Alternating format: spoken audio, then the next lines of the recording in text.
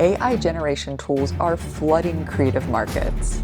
Rather than spending hours animating a scene, you can type in a sentence and AI will do it for you.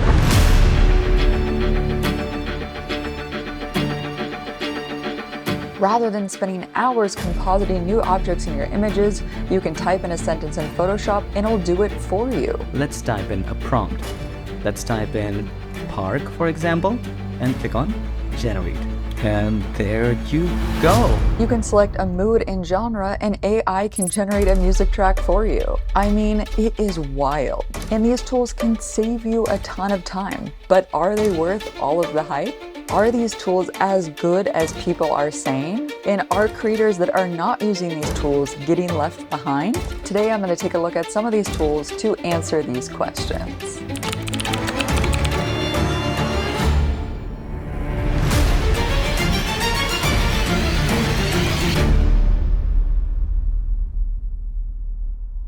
This episode is brought to you by Mixkit. More on them later. All right. So first off, let's define what is AI generation.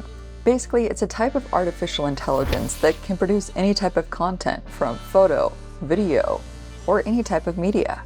In terms of video, Runway ML was one of the first to create text-to-image and text-to-video tools for creators and make it really easy to understand. And Adobe is not far behind.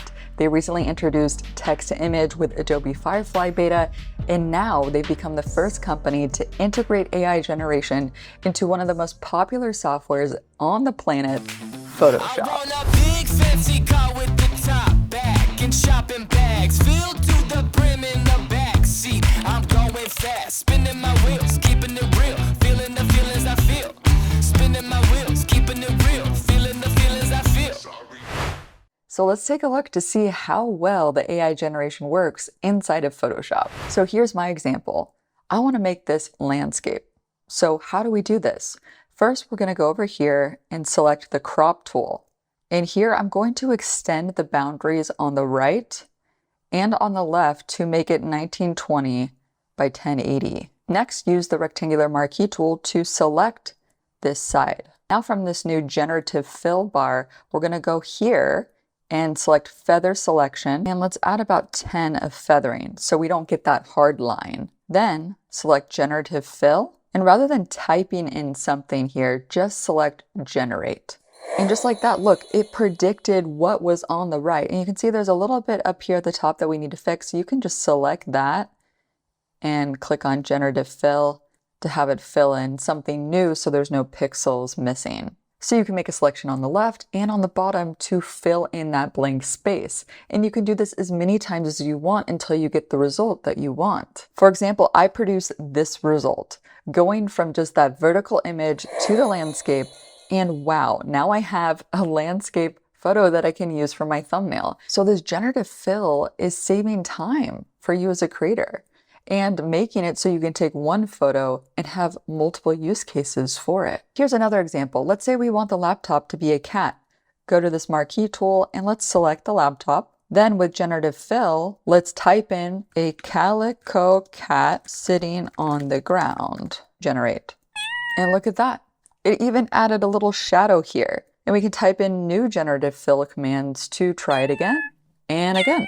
But let's say we want to replace the entire background. Let's delete this generative fill layer and let's go over here to quick selection, select subject, and then select inverse. So we're selecting the background.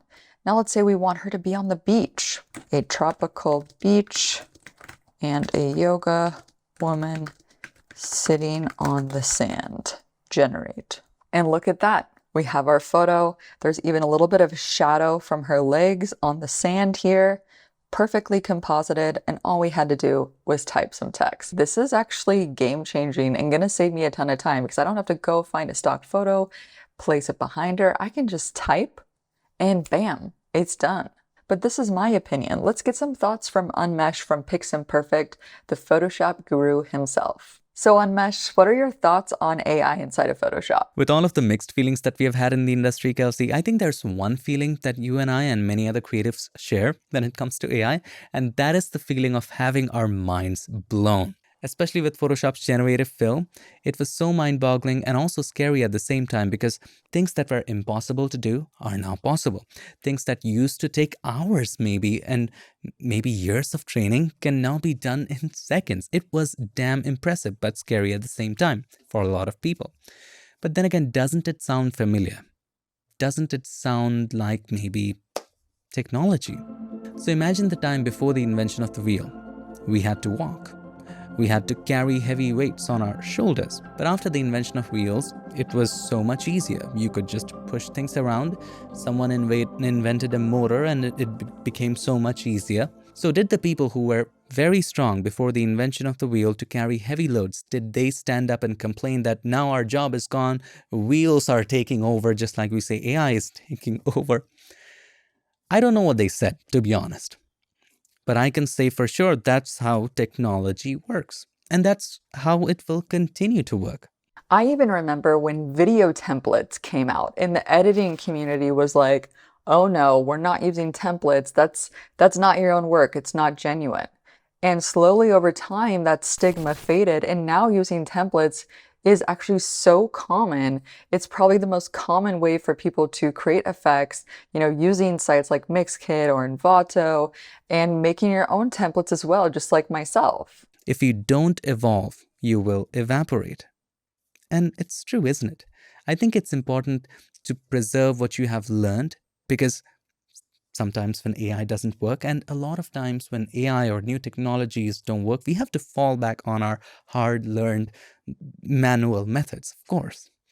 We never should forget that. However, it's also important that we move with the technology, learn the new skills, watch what's happening, and maybe not be ignorant. I completely agree. I think AI is a creative tool that we can take advantage of to help us complete our tasks faster. But let us know what you think. Leave a comment below on what you think AI generative fill can do for you. You probably noticed that I use a lot of stock video and motion graphics and sound effects in my videos. Well, one resource that I always refer new creators to is Mixkit because they have thousands of free assets for your video projects. They have templates for Premiere Pro, After Effects, DaVinci Resolve, and Final Cut Pro. Once you find one that you like, you can download it and no login is required. It will download to your computer and it's yours to keep forever. And they also have tons of beautiful 4K stock footage in both landscape and vertical formats. And talking about AI, I recently produced an animated music video with the help of AI.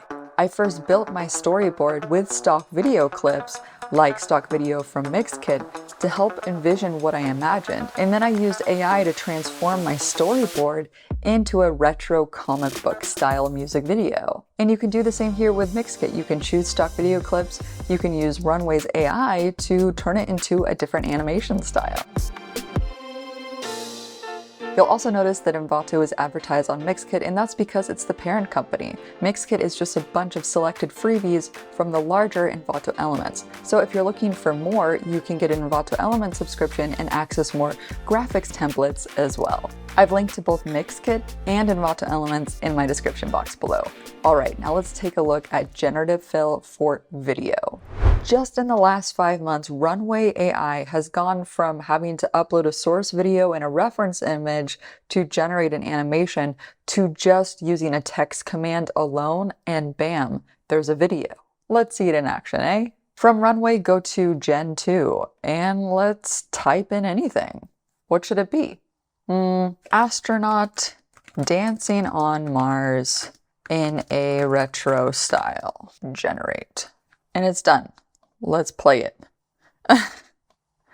Wow, I mean, the visual is stunning, but he's kind of static. He's not moving. Also, you can only generate up to 4 seconds at a time right now, but I mean, this is pretty cool. Oh, I also misspelled astronaut, and it still got it right. Let's try it again. Let's do astronaut doing the moonwalk on Mars in a retro style. Generate. Okay, kind of like a moonwalk. What an interesting helmet it chose. All right, let's try something else here. Let's do a wide shot of a car driving down a long highway in the desert with mountains in the background. And this time I want to give it a reference image. So to do this, I'm going to go to Runway also. And this time, let's generate an image. So let's go down to Generate Images, Text Image, and let's generate 4 different outputs in a widescreen format. A long road in the desert with mountains in the background. And let's generate. Awesome. Let's use this as a reference image. So let's download this. And then from text to video, let's click here and let's upload this file that we just downloaded. And now let's hit generate. Oh, I did dong instead of down. Dong. Down a long highway and click generate. Oh, wow. Whoa, it's like a time lapse of cars. And I didn't even say that. And they're driving on the desert. That's funny. I mean, it's just so crazy to me that AI can just produce this based off of this image. And it did a pretty good job mimicking the mountain structure. Okay, let's try one more here. I'm going to try something like if you wanted to emulate like a celebrity or something. Ryan Gosling riding a motorcycle in the desert. Waiting for it to generate. Do, do, do, do, do, do, do, do. Burp, burp, burp, burp, burp. Whoa! I mean, that kind of looks like Ryan. This is kind of creeping me out. Except, why is he he's riding it like an actual bike? Like not like a motorcycle. His legs are moving. I mean, wow. And this is just in like the first month that Gen 2 has been out. I mean, could you imagine what it's going to be like years from now? This is pretty impressive. So will this generate a whole entire film for you? No, it will not. Can you generate some clips to use as B-roll in your edit? Absolutely yes. Is it quite there yet? Not yet, but it's just the beginning. Does it guarantee that creativity becomes easier? Not necessarily. You still have to think about what you want to produce. You still have to put together the story. This is just a tool to help you achieve that. So can we benefit from starting to use AI tools in our workflow and to create films and videos? I think yes, because just look at Hollywood films, big budget, with lots of VFX as an example. They use a green screen and create an entire world using digital tools. And these digital tools have gotten better and better over the years.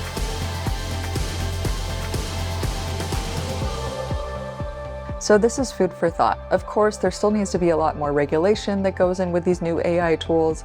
Again, do we own this artwork that we generate? There's still a lot of question marks there. But I'd love to know what you think about these tools, so be sure to leave a comment below. So if you want to learn about some more AI generative tools, you can click my video right over here, and you can click over here to join my Discord server called The Editing Room.